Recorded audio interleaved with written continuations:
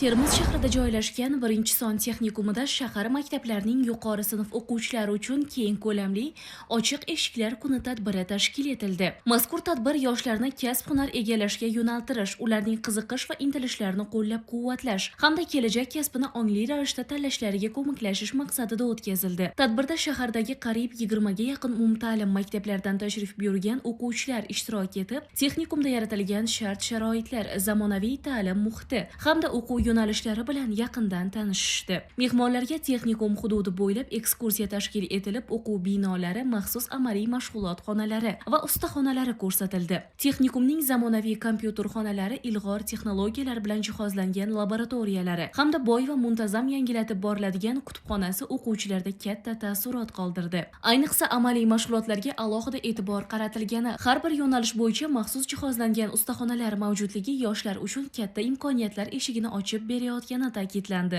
Termiz shahar 1-son texnikumida bugun Termiz shahar maktabgacha va maktab ta'limi bo'limi bilan hamkorlikda ochiq eshiklar kuni o'tkazdik. Bunda maktabdan 1000 ga yaqin o'quvchilar faol ishtirok etishdi. Kelgan yoshlar texnikumimizda yaratilgan shart-sharoitlar bilan yaqindan tanishishdi.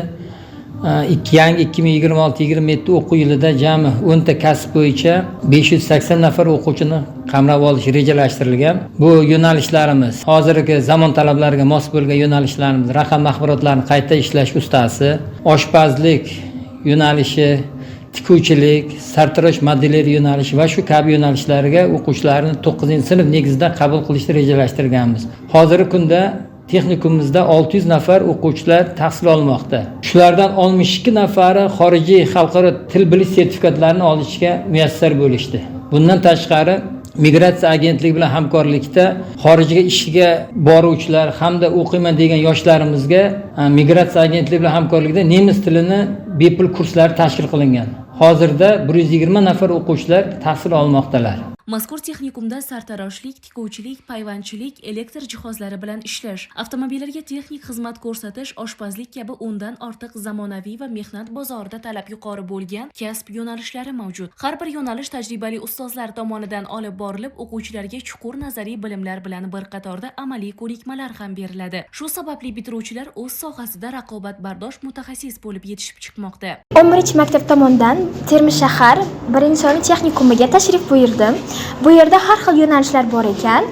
Menga asosan ko'proq sartaroshlik yo'nalishi yoqdi. 9-sinflar uchun juda katta imkoniyat. Chunki deganda 9-sinfdagi katta qadam tashlash biz uchun bu hayotimizda asosiy qadam. Ayni damda texnikumda tahsil olayotgan o'quvchilar darsdan tashqari vaqtlarda ham o'z yo'nalishlari bo'yicha amaliy faoliyat bilan shug'ullanib, mustaqil ravishda daromad topish imkoniyatiga ega. Bu esa ularning kasbiy mahoratini yanada oshirish, real ish tajribasiga ega bo'lish hamda iqtisodiy jihatdan mustaqil bo'lib borishiga xizmat qilmoqda. Ochiq eshiklar kuni tadbiri davomida mehmonlar uchun qiziqarli madaniy dastur ham tashkil etildi. Texnikumning iqtidorli o'quvchilari tomonidan tayyorlangan konsert dasturi namoyish etilib, unda kuy-qo'shiqlar, sahna ko'rinishlari va turli ijodiy chiqishlar mehmonlarga ko'tarinki kayfiyat ulashdi. Bu esa tadbirga yanada bayramona ruh bag'ishladi. Shuningdek, tadbir davomida o'quvchilar va ularning ustozlari texnikumda ta'lim olishning afzalliklari, qabul jarayonlari hamda kelajakdagi imkoniyatlar haqida batafsil ma'lumotlarga ega bo'lishdi. Savol-javoblar jarayoni ham tashkil etilib, ishtirokchilar o'zlarini qiziqtirgan savollarga atroflicha javoblar olishdi. Bugun ochiq eshiklar kuni tashkil etildi. Bu ochiq eshiklar kunida shahrimizdagi barcha maktablardan 9 hamda 11-sinf bitiruvchi o'quvchilari tashrif buyurishdi.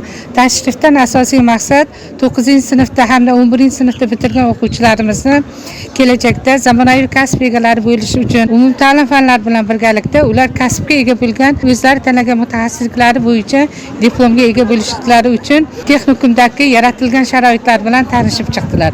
Mazkur ochiq eshiklar kuni tadbiri yoshlar uchun nafaqat tanishuv, balki kelajak yo'lini belgilashda muhim ahamiyatga ega bo'lgan amaliy tajriba bo'ldi. Bunday tadbirlar o'quvchilarning kasb tanlash jarayonida to'g'ri qaror qabul qilishlariga yordam berib, ularning kelajakka bo'lgan ishonchini mustahkamlaydi.